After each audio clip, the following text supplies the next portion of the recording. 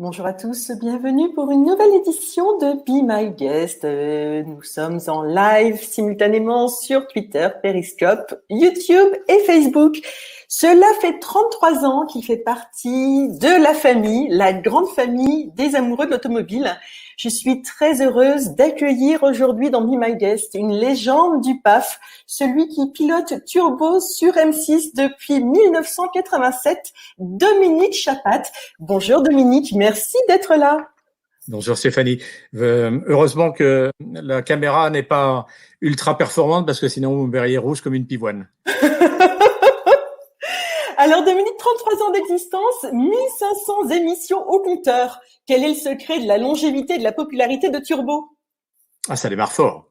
Ah, ça démarre très très fort. La longévité, la longévité, c'est la passion déjà. Hein. C'est avoir envie de s'exprimer sur quelque chose que l'on aime, de le faire partager à ceux qui l'aiment aussi. Et comme vous, là, voilà, on discute ensemble ce matin. C'est agréable de passion sur l'automobile, pour l'automobile. Et puis, au fil des ans, un peu comme je vais être un peu vaniteux, je veux dire, c'est comme le bon vin, ça se bonifie. Et puis la passion, elle se transmet, et elle se transmet avec des messages qui diffèrent, parce que la vie diffère, l'évolution de l'automobile également. Et puis, mais il faut garder le fond et le fond de pensée, quoi. Il faut toujours être soucieux et à l'écoute de ceux auxquels vous vous adressez. Alors cette passion pour l'automobile, elle a démarré quand? Je suis très sérieux là. Je suis trop sérieux. J'aurais dû boire un verre de Bordeaux avant. C'est l'heure.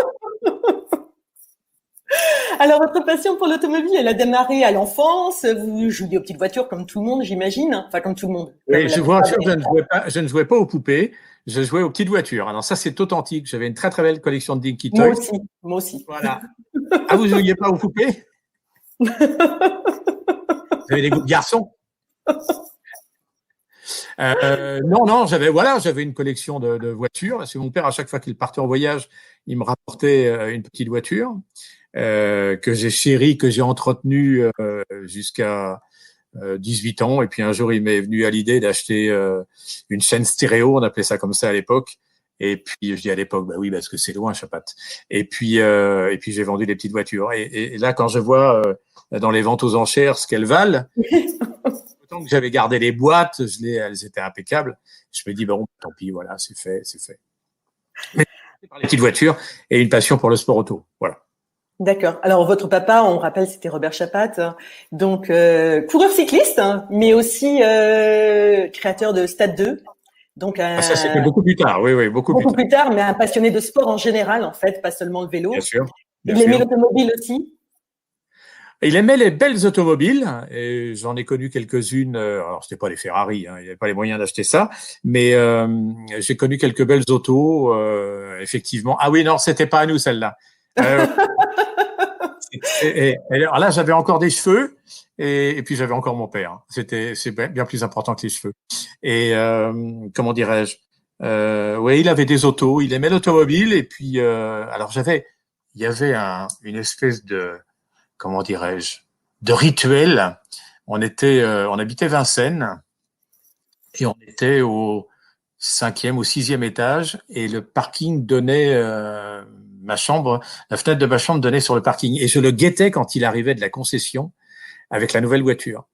Mais j'aurais pu rester 3 heures, 4 heures à le guetter et puis après je descendais et j'aimais bien rentrer dans la voiture et sentir les odeurs du neuf. Ça, c'est des souvenirs d'enfance qui m'ont profondément marqué. Mais il aimait l'automobile, oui. Alors, il y a une voiture en particulier que vous avez aimée, que possédait votre papa? Oui, alors la toute dernière, il avait une Mercedes Pagode, la 230 SL dessinée par Paul Braque, voilà. Et il s'en est séparé quelques années avant sa mort. Faut dire que ça devenait un danger au volant. Donc il l'a vendu. Je vous dis pas le prix qu'il l'a vendu, à ce que ça vaut aujourd'hui. Et alors, ce qui était extraordinaire, Stéphanie, c'est que récemment, j'étais chez un copain qui restaure, qui entretient les Mini à Oudan. Et puis il me dit, avant d'arriver, il me dit au téléphone, il me dit, j'ai une surprise pour toi. Je lui dis, il va encore me proposer d'acheter une voiture. C'est pas. Et j'arrive. Je lui dis, alors la surprise, il me dit, elle va arriver. Et je vois arriver 2 jeunes d'une trentaine d'années avec une Pagode gris foncé. Et le gars vient, il me dit, c'est la voiture de votre père. Je dis, ben non, la voiture de mon père, elle était blanc cassé, blanc ivoire. Non, non, c'est la voiture de votre père, elle a été repeinte, j'ai les papiers, j'ai la carte grise signée par votre père, et c'est extraordinaire. Alors, je l'ai pas trouvé très jolie, repeinte comme ça, mais c'est la troisième fois. C'est drôle la vie, parce que une première fois, un jour, quelqu'un est arrivé à M6 dans mon bureau, et il m'a dit, mon frère a la voiture de votre père, il l'a acheté, il l'a fait restaurer chez André Lecoq, qui était le grand carrossier de Saint-Ouen, qui est perpétué d'ailleurs aujourd'hui avec une Oui, nouvelle, tout à fait. un nouveau propriétaire que l'on voit régulièrement à Rétromobile. Et la voiture avait été restaurée, est à concours. Mais j'étais en train d'acheter une maison, je n'avais pas les moyens d'acheter en plus la voiture. Je dis non. Puis une deuxième fois, on me l'a proposé. On dit, vous savez, j'ai la voiture, récupérez la voiture de votre père. Je dis non, une fois suffit. C'est deux, non. Et là, 3 fois, c'est drôle, hein, la vie. Ça fait 3 fois que je revois cette voiture. Maintenant, je sais où elle est. Bon, la couleur me plaît pas, c'est entre nous. Hein. Mais bon, elle existe toujours. Alors, vous avez mentionné My Mini Révolution. Vous êtes amateur de Mini, je crois. Hein, c'est pas par hasard que vous étiez chez Mini. Ah, ça c'est pas la mienne, ça. Ça, c'est pas la vôtre, hein. D'accord. Non. Mais vous en avez une. Bon, j'en ai quelques-unes. J'en ai quelques-unes. Secret fiscal. Non, oui, quelques-unes. J'en ai quelques-unes un peu réparties en France parce qu'il y a des endroits où j'aime bien les retrouver et qui sont. J'ai une mini-moque par exemple que j'ai achetée. Ah, c'est sympa ça, oui. Une vraie, une de toutes dernières construite au Portugal, et très très belle, très bien restaurée, magnifique. Et je l'ai achetée. Elle est dans dans une maison au Cap Ferret, voilà. Alors, vous êtes pas dirigé au départ vers l'automobile, c'était pas ce que vous aviez envie de faire. Je me suis laissé dire que vous vouliez devenir juge pour enfants. Et ils ont échappé au pire, les mômes, hein. Avec le caractère que j'ai. Oui, j'ai fait des études. Qu'est-ce qui s'est passé? J'ai fait des études de psychosociaux droit criminel et je suis allé loin. Hein. Effectivement, je me destinais à la magistrature. Et puis, je sais pas, il m'a passé un truc comme ça parce que j'étais 68 art et que voilà, il fallait être dans la mouvance populaire. Donc, j'ai traîné mes guêtres à la Sorbonne, Censier d'Aubenton, enfin tous ceux qui connaissent Paris connaissent ces endroits de faculté. Non, il s'avère que j'avais envie d'être avec mes potes, avec mes copines, de sortir. C'était l'époque, les boîtes. Et puis j'en avais marre de taper ma mère pour lui demander du pognon pour sortir. Donc j'ai demandé à mon père, qui venait de se faire saquer de la télé par le général de Gaulle, et j'ai demandé à mon père de me faire me trouver une petite place à Europe 1 où il avait été récupéré. Et puis j'ai commencé comme ça Europe 1 alors évidemment c'est quelque chose qui vous dit rien, et ceux qui nous regardent ou nous écoutent ce matin également, j'étais au Telex. Alors les Telex, c'était des grosses machines qui ressembleraient aujourd'hui à des espèces de grosses photocopieuses, moins grosses mais grosses quand même. On mettait des rouleaux dessus de carbone, ça faisait des steaks. Et alors il y avait la société de presse, UPI, ACP, Reuters, donc tout ça dégringolait sur ces machines. Moi, je récupérais dans la salle destinée à ça les dépêches et je les répartissais en services économiques, services infogénés, sport et patati patata. Puis petit à petit, je me suis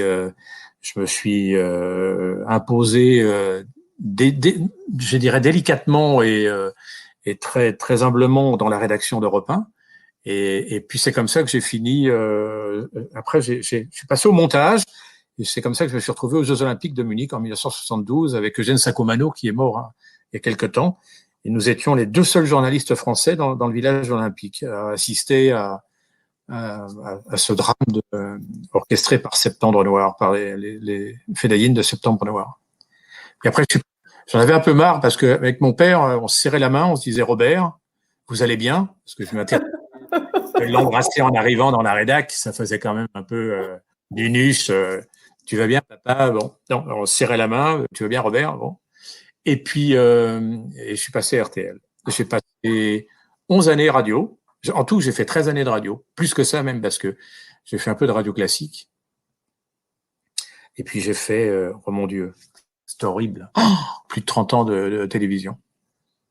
Alors, en 1987, il y a une nouvelle chaîne qui apparaît sur On y arrive. audiovisuel, voilà, M6. Ouais.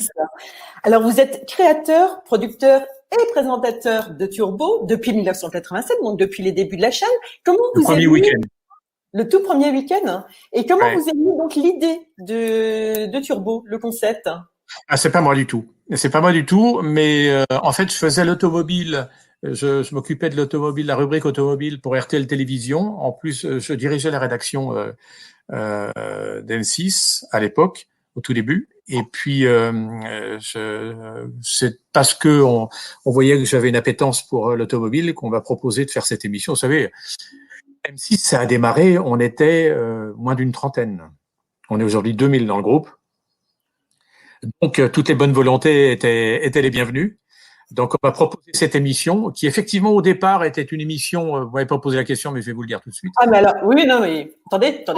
Et surtout, bienvenue à bord du vol AF002, l'un des 7 Concorde que possède la compagnie Air France. Nous avons décollé maintenant il y a un peu plus d'une demi-heure de l'aéroport Kennedy à New York. Nous faisons route, bien sûr, vers la France et Paris, Roissy-Charles de Gaulle. Et Concorde va nous servir en quelque sorte de fil rouge tout au long de ce magazine Turbo pour ce soir.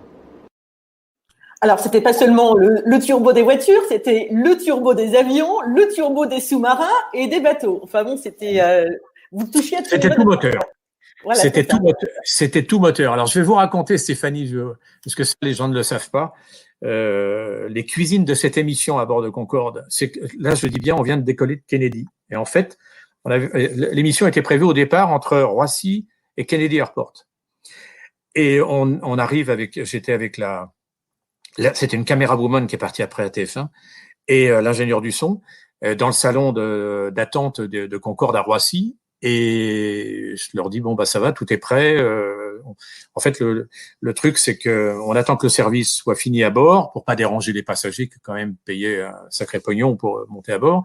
Et puis, dès que c'est fini, on a l'autorisation, on tourne l'émission. 3h15 pour la tournée. Hein. Et là, je vois leur mine déconfite. Et qu'est-ce qui se passe? Vous n'étiez pas au courant? Les cassettes, c'était des cassettes à l'époque, elles sont en soute. Vous foutez de moi. Vous foutez de moi. Donc, je préviens le service presse d'Air France qui nous a envoyé ce vol, qui avait choisi un équipage, je vous dis pas, les mecs, c'était Brad Pitt dans le cockpit, c'était Brad Pitt et je sais plus qui, mais c'était dément. Ils avaient choisi les plus beaux pilotes. Donc, je dis au gars, avant de décoller, je dis, on peut pas tourner l'émission. Elle me dit, vous démerdez. Vous démerdez. Et alors, pendant tout le vol, il y avait un petit voyant rouge qui clignotait sur la caméra comme si elle enregistrait. Et j'ai fait l'émission de A à Z avec l'équipage. Et je ne vous dis pas, Stéphanie, la tronche de l'équipage quand ils ont vu l'émission et que c'était pas du tout eux qui étaient en réalité à l'antenne. Oh, la honte était sur moi. La honte était sur moi. Mais non, ils n'ont pas voulu à ce point-là quand même. Vous avez pu remonter dans le Concorde par la suite sans être lynché. Et je l'ai pris 5 fois le Concorde. C'était extraordinaire. Ah, j'imagine, oui. Alors, je vous ai posé la question quand on a préparé l'émission ensemble, des moments qui vous ont le plus marqué ces 33 dernières années. Et comme vous parlez de cuisine, je vais tout de suite embrayer avec Gérard Depardieu. Oui, je vous vois venir. Je vais vous montrer un petit extrait. Alors, si on m'avait dit qu'un jour je verrais Gérard Depardieu torse nu dans sa cuisine en train de découper une blonde d'Aquitaine, je me serais dit, c'est pas possible. Eh ben si, elle est magnifique. Elle est magnifique. Elle est bien saignante, elle est tout ce qu'il faut. Bon, alors je me suis arrêtée juste à temps. Pas montrer le titre. En fait, disons les mots, il voulait se mettre à poil. Il avait tellement chaud qu'il voulait se mettre à poil. Donc je lui ai dit, ça c'est pas possible. On a fini d'enregistrer. Mais si, il a insisté. Et en fait, il était ambassadeur BMW à l'époque. Et je vous dois la confidence. Ils ont très mal pris chez BMW qu'on le voit déjà torse nu à l'antenne. Mais on a échappé au pire parce que la morale m'a interdit de passer des extraits de l'enregistrement qui était, j'ose même pas vous dire, c'était du Rabelais puissance 10. Alors justement, vous parlez de la... Dès le départ. Alors déjà, oui, ça commençait très fort dans la BMW. Justement, je vais juste montrer cet extrait parce que c'est très drôle. Route, là, double. Tiens, là, va, là, tourne, Cernusson. Là, regarde cette église, tourne là à gauche.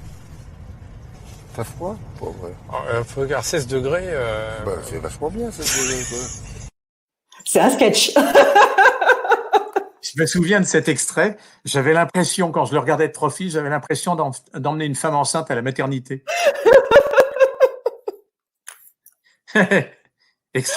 Extraordinaire moment. J'ai passé 3-4 jours avec lui. Enfin, avec lui, oui. Extraordinaire. C'est là où je me suis dit, en revenant, je fais toute la différence désormais entre un acteur et un comédien. C'est un acteur. Il est fantastique. Même dans la ville, apparemment. Hein, oui, mais je peux pas vous raconter tout ce qui m'a sorti. Je peux pas. Off record. Alors, autre bon moment de ces 33 dernières années, c'est plus récemment, c'est avec Florent Pagny. Donc, vous êtes allé le retrouver, comme vous dites, sur ses terres. Alors là, pareil, je vais vous montrer un petit extrait de l'émission qui a été diffusée il y a pas très longtemps. Bonjour, bienvenue. Mon invité n'est pas du genre à rester sans rien faire. Du coup, en raison de tous ses voyages à travers le globe, difficile de lui mettre le grappin dessus. Et pourtant, j'ai réussi en venant sur ses terres, ici, ce matin, pour Turbo. Bonjour, monsieur Florent Pagny. Bonjour, cher Dominique. C'est pas, enfin, mes terres, tu parles de l'Argentine. Je parle de l'Argentine. Parce que quand on va visiter l'endroit, ils vont faire, dis donc, Pagny, ça va pour lui. Ouais. Effectivement, les images sont fabuleuses, la propriété est extraordinaire. Ça va. Non, c'était pas chez lui. Enfin, en tous les cas, on découvre un amoureux de la voiture aussi, Florent Pagny. Donc, oui. Pas seulement le chanteur, et d'ailleurs, il vous a réservé l'exclusivité de son nouvel album, ça c'était quand même sympa. Mais en plus, bon, c'est vrai que c'est un grand amoureux et un grand connaisseur des voitures. Il a eu une très belle collection, il y fait allusion d'ailleurs à un moment. En fait, ça faisait 3 fois qu'on se rencontrait. La première, c'était au tout début de Turbo. La seconde, c'était dans sa collection de motos dans les Yvelines, chez lui. Et puis la troisième, c'était cette fois-là, donc en Argentine. Et en fait, le but, c'était d'aller à Balcarce, qui était la ville où vivait Fangio, que j'avais déjà croisé dans l'émission plusieurs années auparavant. J'ai eu 4 ans avant sa mort à Fangio. Et en fait, et là, ça me fait mal les photos que vous montrez là. Hein. Le ventre plat, les cheveux drus.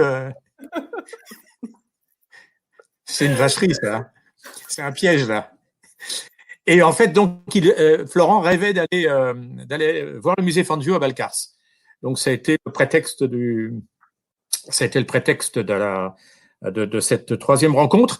Et à l'occasion de la visite, il passait devant des modèles, Mercedes notamment, qu'il avait eu dans sa collection et qui sont partis quand il a eu ce problème majeur fiscal. Voilà.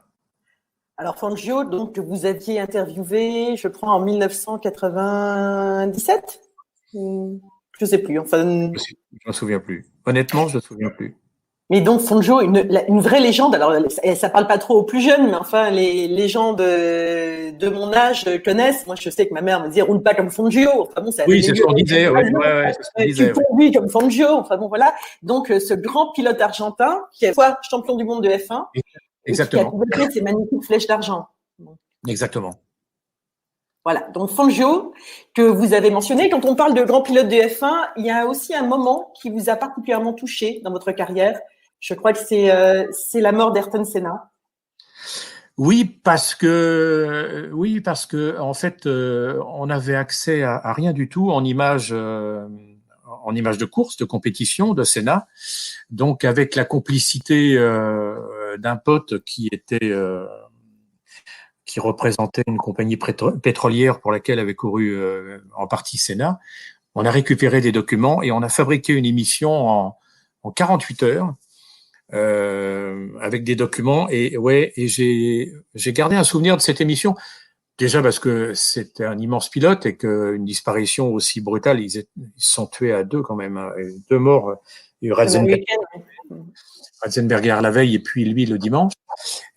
Déjà, sa disparition, c'était terrible. Mais plus que toute autre chose, c'est de la façon dont on lui a rendu hommage pour nous, qui n'étions pas diffuseurs de la F1, avec les moyens du bord. Et j'ai trouvé, d'ailleurs, à l'époque, c'était Jean Drucker qui était le président d'M6, et il m'a envoyé un gentil mot le lendemain en me félicitant pour l'émission, sachant pertinemment que on avait fait que les moyens du bord. Mais c'était empreint de sincérité, ce qui pour moi importait le plus. Alors là, j'ai un petit extrait. 41 victoires en Grand Prix, 3 fois champion du monde, le Brésilien Ayrton Senna est un des plus grands pilotes automobiles de tous les temps. Il est riche, surdoué, il a l'allure d'un playboy, il est un modèle de réussite pour tout un peuple. Il connaissait les risques qu'il prenait à chaque départ de course. Voilà, donc un petit extrait de cet hommage à Ayrton Senna. C'est bien bossé votre job là, hein, bravo. Hein. C'est gentil, merci. Je vous ai dit que vous allez m'embaucher à la fin de l'émission. Oui, comme documentaliste, oui, c'est clair. Hein. Alors, comme on parle de Formule 1, une autre rencontre qui vous a marqué et d'ailleurs qui a évolué par la suite en amitié, c'est celle avec Alain Prost. Oui, on se tape pas sur le ventre et on se voit pas tous les week-ends, mais c'est vrai qu'il y a une vraie. Alors, c'est un personnage déjà quand même qui est assez, comment dirais-je, qui intériorise beaucoup. C'est pas facile d'obtenir sa confiance et sa disponibilité, et ça a marché entre nous et ça marche toujours. Voilà, j'ai beaucoup de respect également pour lui parce que c'est un grand bonhomme, petit bonhomme mais grand c'est un génie du volant. Et il a cette humilité, moi, qui me plaît beaucoup et qui a disparu dans mains et mains domaines du sport en général et du sport automobile en particulier. Alors, beaucoup de caractère, le petit bonhomme, en tous les cas. Et vous aviez, là, on va le voir dans ce petit extrait, parce que vous avez réussi à réunir donc son fils Nicolas, ah, oui. Qui est également coureur automobile, mais sur la formule électrique.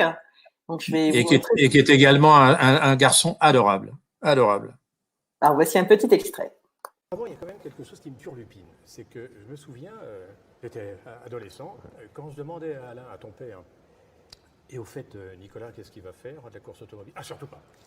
Et quand on connaît le caractère trempé de ton père, on n'imaginait pas un jour que tu y viennes toi aussi à la compétition, alors qu'il l'a emporté sur l'autre. C'est toi? Je pense que les faits, oui, font que je l'ai emporté. C'est vrai que, en tout cas.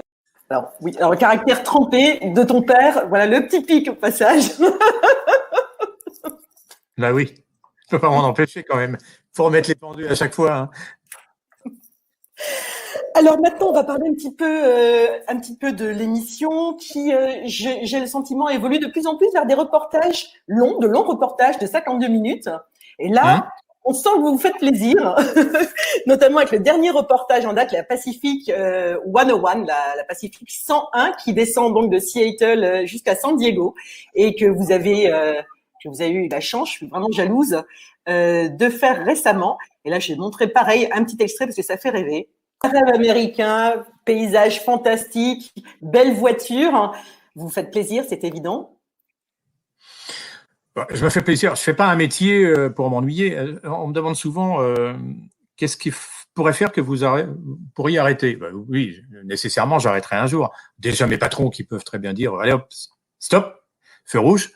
Et puis le fait que je m'ennuie. Donc je réponds en même temps à votre remarque judicieuse. Oui, je me fais plaisir parce que c'est un plaisir que je partage. Les gens me parlent essentiellement. Vous savez, avant les gens ils vous disaient vous avez de la chance, vous conduisez des Ferrari, on montera jamais dans des voitures comme ça. Et puis maintenant ils me disent oh là là, vous me faites rêver, j'ai envie là. J'ai projeté avec ma copine de faire le raid à moto là que vous avez montré. Voilà, c'est ça le partage, c'est donner envie aux gens. J'ai jamais eu ce côté insolent et donneur de leçons. J'ai jamais voulu ça moi dans ma carrière et dans mes attitudes. Et quand je suis sur une route aux États-Unis en particulier, je fais remarquer que je prends mon pied, que j'aime ce pays, que j'aime les musiques qui accompagnent mes tournages. Que je les adore ces musiques et ça fait un tout. C'est une cuisine chapatte.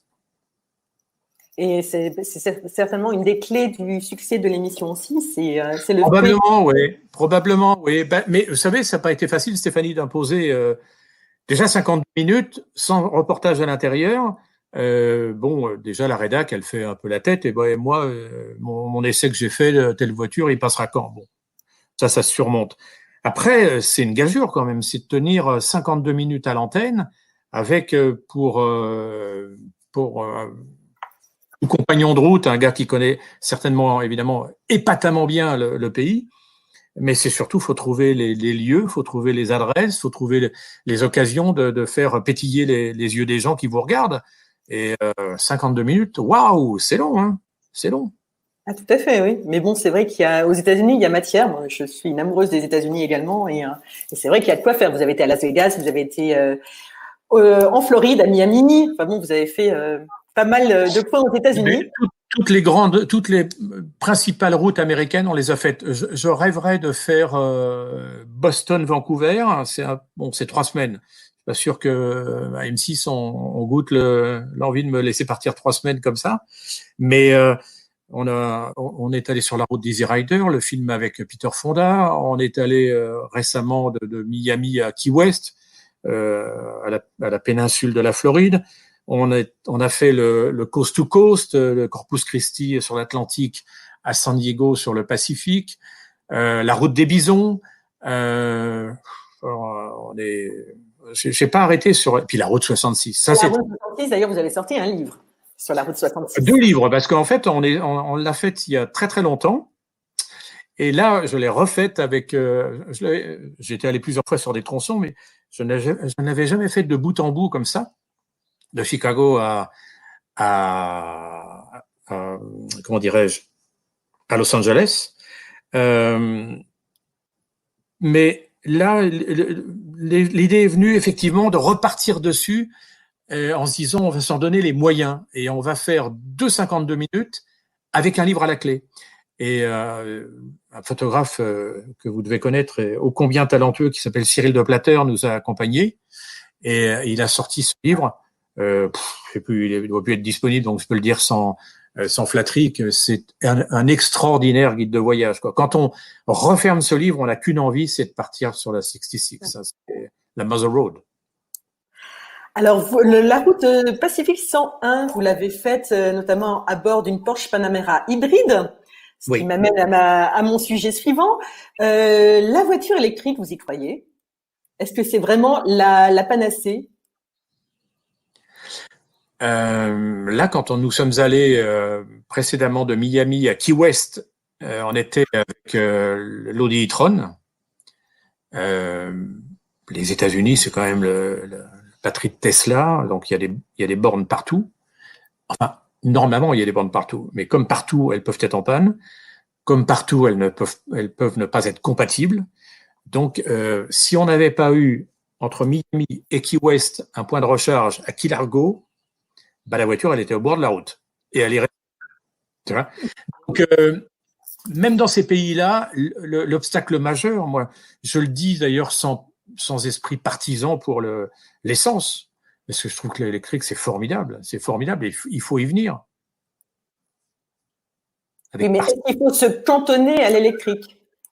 Moi, je pense, dans un premier temps, à l'hybridation. Voilà, l'hybridation, ça rend, c'est facile de le dire, mais c'est vrai, ça rend la route moins anxiogène, c'est-à-dire que vous roulez. Si vous n'avez plus de charge électrique, vous avez quand même un petit moteur d'appoint avec un réservoir d'essence. Après, pour moi, la véritable révolution, ce sera l'hydrogène. Mais bon, oui, on en est loin, mais enfin bon, là, les Allemands se sont lancés sur le sujet et ça peut quand même évoluer assez rapidement. Oui, mais là, à l'heure actuelle, moi, je vis en partie à la campagne. Je suis un rural d'adoption. Je me dis, j'ai une voiture électrique, je peux la recharger chez moi. Je peux aller à 20 km dans une grande ville, 20 km dans l'autre grande ville un peu à l'autre bout, à l'opposé, sans problème. S'il s'agit de me dire, oh, il faut que je descende demain matin à Bordeaux, là, il y a inquiétude. À l'heure actuelle, une voiture électrique ne peut être qu'une seconde voiture. On ne peut pas avoir seulement une voiture électrique, ça paraît difficile. Alors, les partisans, et c'est une démarche partisane hein, aujourd'hui de relais électrique. Les partisans vont vous dire ouais, mais tout ça c'est un discours de vieux con qui est pas du tout au fait des capacités des zones de recharge. Moi je veux bien, mais bon le fait est quand même que nous on l'a testé plusieurs fois. Il y a des zones qui sont ou vandalisées ou en panne ou et puis c'est contraignant quand même encore et ça le sera de moins en moins. Ah, tout à fait. Il y a eu un article dans Le Monde justement hier hein, qui parlait de la difficulté de recharger sa voiture électrique. Donc oui. C'est vrai que c'est pas aussi évident que ça. Il y a eu récemment donc la convention citoyenne sur le climat. Quand je vous dis écocide, ça évoque quoi pour vous? Et quoi? Écocide. Écocide, c'est la Convention citoyenne? Oui, la Convention citoyenne, oui, qui a inventé ce nouveau crime, l'écocide. Ah, l'écocide. Ah oui, l'écocide. Ouais. Non, mais attendez, on devient un pays où tout est interdit. J'en ai 110 km/h sur l'autoroute. Bon, moi je veux bien. Alors vous me direz, aux États-Unis où je suis tout le temps, c'est vrai que ça rigole pas quand on dépasse les limites. Bon, mais qu'est-ce qu'on fait après? Voilà. Il y avait le député de la première circonscription de la Sarthe qui a été invité ce matin sur RTL et qui disait mais ça va renvoyer tous les gens sur le réseau secondaire parce que payer pour rouler à 110 km/h, autant aller à 90 sur le réseau secondaire. Et donc on va multiplier les risques d'accident. Bon, je pense qu'on est un pays qui agit brutalement, c'est-à-dire qu'il n'y a pas de concertation. Voilà, c'est comme ça et c'est pas autrement. Alors, où vous avez les moyens de faire respecter la loi, les États-Unis en sont la meilleure preuve parce que là, vous transigez le code de la route aux États-Unis et ça ne rigole pas. Où vous n'avez pas les moyens de le faire et c'est la porte ouverte à tous les excès. Voilà. C'est vrai qu'aujourd'hui encore, on voit sur autoroute des gens rouler à des vitesses impensables. Et moi, je le vois sur le réseau secondaire ici aussi. J'ai aucune leçon à donner à qui que ce soit, mais commençons déjà par être éco-citoyens avant d'être écocides. Voilà. Réfléchissons ensemble à avoir une attitude responsable, notamment au volant. Là, je dévie du sujet, mais c'est vrai que tout est lié. Hein, tout est lié. On peut rouler parfaitement propre en étant responsable aussi au volant. Hein, et vice-versa. Et vice-versa. Je suis trop sérieux, ça recommence. Le sujet est un peu sérieux aussi, parce que là, je continue avec les mesures annoncées par Madame Hidalgo. Donc, elle prône un 50 km sur le périph' avec, alors là, c'est le pompon, des pistes cyclables et même des piétons. Vous en pensez quoi? Ouais, je sais pas, on peut mettre effectivement des allées pour les chevaux. Un bois, on peut mettre des allées pour les chevaux. Je sais pas, ouais, bon, on est dans le délire là. Bon, je suis pas spécialement le bienvenu moi à la mairie de Paris, ça, chacun le sait.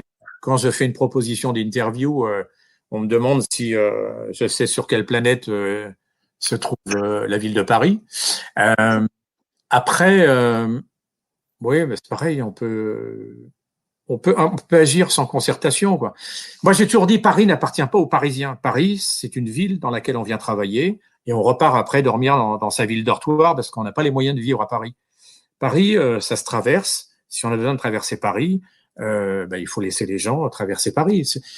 C'est cette espèce d'intransigeance, de diktat écologique qui fait que...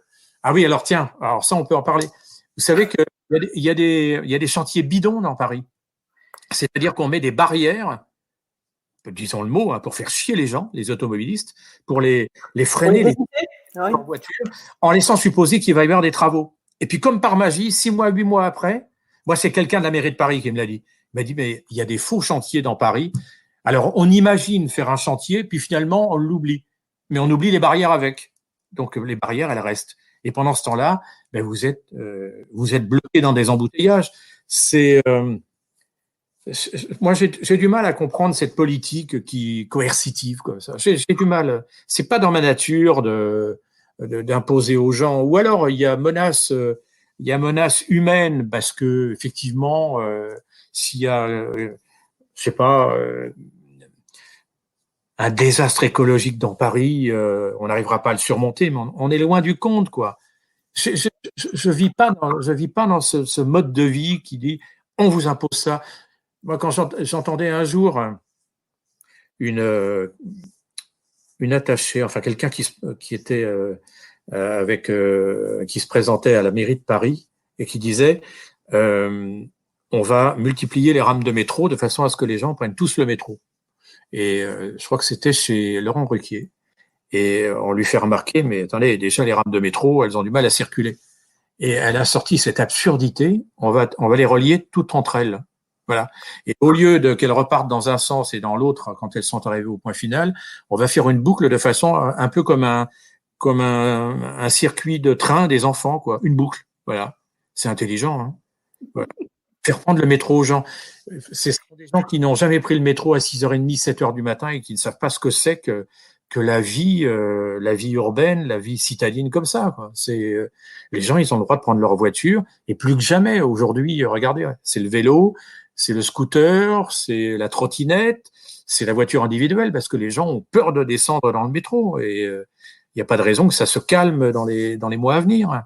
Et le métro qui pollue quand même plus que les voitures à la surface. Il y a une étude là-dessus. C'est beaucoup plus pollué dans le métro à cause des particules de frein qu'en surface pendant un bouchon. Mais bon, alors comment vous expliquez par contre on pointe toujours du doigt l'automobile comme dès qu'on parle de pollution, c'est l'automobile qui est responsable. Il n'y a pas que l'automobile qui pollue. Comment vous expliquez j'avais envie de dire haine, mais c'est un peu fort de l'automobile. Mais de la part des écolos, c'est presque ça. En fait. Oui, mais vous voulez viser qui quand vous prenez une ville verte, une ville qui respire à plein poumon? Vous voulez viser qui? Vous n'avez pas visé les vélos, les trottinettes. Vous êtes obligé Mais bon, vous ne pensez pas aux camions qui livrent, vous ne pensez pas aux autobus, vous ne pensez pas à tout ça, quoi.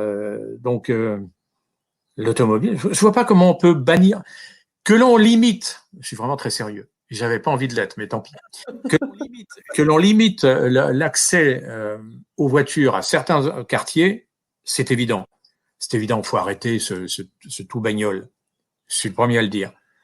Mais qu'on laisse se déplacer les gens, quoi, à leur gré. Quoi, enfin, vous allez acheter un truc lourd au bazar de l'hôtel de ville, vous prenez pas le métro pour autant, quoi. Vous n'avez peut-être pas les moyens de payer un taxi. Enfin bon, c'est bon. Encore une fois, c'est un diktat, ça passe pas du tout par la concertation, par la participation, par la réflexion. C'est comme ça et pas autrement. Alors, j'ai Didier qui demande si… On est bien à la campagne, dur. Hein. Ah ben, vous savez, je suis à Fontainebleau, donc… Oui, mais je sais, je connais une partie de votre vie privée. Alors, Didier voudrait savoir si les autobus… Pas pour être allé chez vous, mais je sais, c'est vous qui me l'avez dit.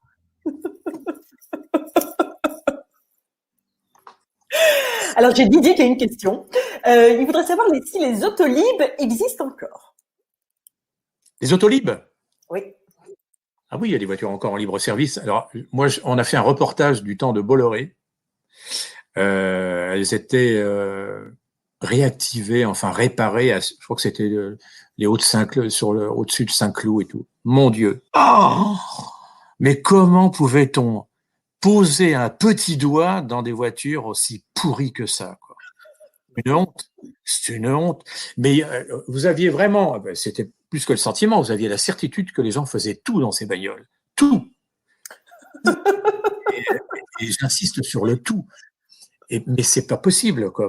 Il fallait vous brûliez le jean une fois que vous étiez descendu, vous passiez les mains à l'acide chlorhydrique. Enfin bon, c'était l'Autolib, oui. Mais ça existe encore. Alors Dominique, je crois qu'elle se balade dans certaines villes. Je me demande s'il n'y en a pas, ils n'en ont pas récupéré à Bordeaux. Mon Dieu. Celles de Paris, elles sont parties à Bordeaux. C'est pas elles ont été récupérées. Alors Dominique, on est en 2050. La voiture, elle ressemble à quoi ? Si. La voiture ressemble à quoi ? Vous n'avez pas vieilli, c'est bien, hein ? Vous non plus. La voiture, elle ressemble à quoi ? Ouais. Déjà, on l'imaginait, nous, dans une émission qui va repasser, d'ailleurs, là, en 2030. Alors comme tous les mômes, on l'imaginait en train de voler, en train de se conduire toute seule. Ouais, je sais pas. Conduire toute seule, il y a peut-être des chances, quand même. Comment? Conduire toute seule, il y a peut-être des chances en 2050. La voiture autonome, oui, en 2050, on aura quand même bien progressé parce qu'aujourd'hui, moi personnellement, j'ai du mal à laisser son libre arbitre à une voiture en conduite autonome. Je reconnais que il y a vraiment des technologies qui sont très très au point, mais pas encore suffisamment pour moi pour fermer les yeux et pardon, et lire le journal en même temps. C'est pas possible. Mais bon, est-ce qu'elle existera encore la voiture en 2050? Est-ce qu'on aura? Je pense qu'on sera passé. Vous avez vu, il y a des projets quand même de taxi avec Airbus, avec de Volants, d'ailleurs. Pardon? Des taxis volants, d'ailleurs. Des taxis volants, oui. Je pense qu'on passera à des modes effectivement de transport qui seront plus qu'alternatifs, qui seront complètement à l'opposé de ce qu'on connaît aujourd'hui. Il y aura probablement plus d'essence, donc déjà, c'est même une certitude, il y aura plus d'essence. Donc, on sera passé à un autre mode de locomotion, de motricité. Après, ouais, peut-être qu'elle volera. Je sais pas. Si on a envie de rêver, on va dire qu'elle va voler. Et la voiture aujourd'hui sera devenue un sport, en fait, en quelque sorte, comme l'équitation ou le golf. Ou alors on aura remis complètement le compteur à zéro et on repassera au fiacre, au labour avec les chevaux. Ah, là, vous me faites pas rêver, là. Ouais, moi, j'aimerais bien faire du cheval. Labourer votre champ aussi. Avec des relais, j'ai pas de champ. Avec des relais de poste, je sais pas. Écoutez, ce serait pas mal. On retrouverait la vie d'antan. Peut-être que c'est ça le cycle de l'humanité, c'est de revenir plusieurs siècles en arrière. Allez savoir. Et là, on est en train de vivre quelque chose qui a été vécu il y a 2000 ans. C'est vrai. Ah. D'ailleurs, comment vous l'avez vécu, ce confinement, personnellement? Ben, je pense que déjà, mon gazon n'a pas dépassé 2 mm. Vous étiez au ciseau à la fin. C'était à la pince et à épiler. Non, je l'ai vécu. Moi, j'ai la chance de vivre en dehors d'une ville, dans mon univers, dans mes passions, donc je me suis pas du tout ennuyé. Et puis c'est pas mal de refaire des points un peu comme ça. Avec, j'appelais beaucoup mes amis, qui étaient surpris. Ah, c'est gentil de prendre de mes nouvelles. Oui, ben, attends, c'est la moindre des choses, on se parle pas dans l'année, bien qu'on soit amis. Mais c'est vrai que ça a rapproché, ça. En même temps, ça devenait, je sais pas comment vous l'avez vécu, mais je trouvais que ça devenait angoissant. Là, j'ai une rue pas très passante d'habitude, mais alors là, il passait une voiture par jour, quoi. Ah, il y a une voiture qui est passée. Voilà, regarde l'heure. Et c'était ça, hein. C'était ça. Mais angoissant. Je comprends que les gens s'éclatent aujourd'hui, peut-être un peu trop, mais bon. Mais non, moi je l'ai plutôt bien vécu. Mais quand on a la chance effectivement d'avoir de l'air autour de soi, c'est tout à fait différent d'un appartement avec des enfants, avec voilà. Tout à fait, tout à fait. Bien. Écoutez, merci beaucoup Dominique d'avoir accepté cette invitation. Merci à vous tous d'avoir suivi. Vous m'aurez invité quand? Quand vous voulez. Mais demain, on parlera d'autres choses. On n'a pas parlé des choses qui me passionnent dans la vie, mais on peut. Écoutez, si vous voulez vraiment, on pourra faire une autre émission, effectivement. D'accord. On peut tenir une semaine, hein. J'ai un bagou terrible. Hein. Je vois ça. Vous aviez peur de ne pas tenir une demi-heure, mais j'étais pas inquiète. Merci à tous d'avoir suivi sur Periscope, Twitter, Facebook et YouTube. N'hésitez pas à vous abonner. Je vous donne rendez-vous jeudi avec l'ancien patron d'Alpine, Bernard Olivier. Encore merci Dominique et à très bientôt. À bientôt. Ciao, ciao.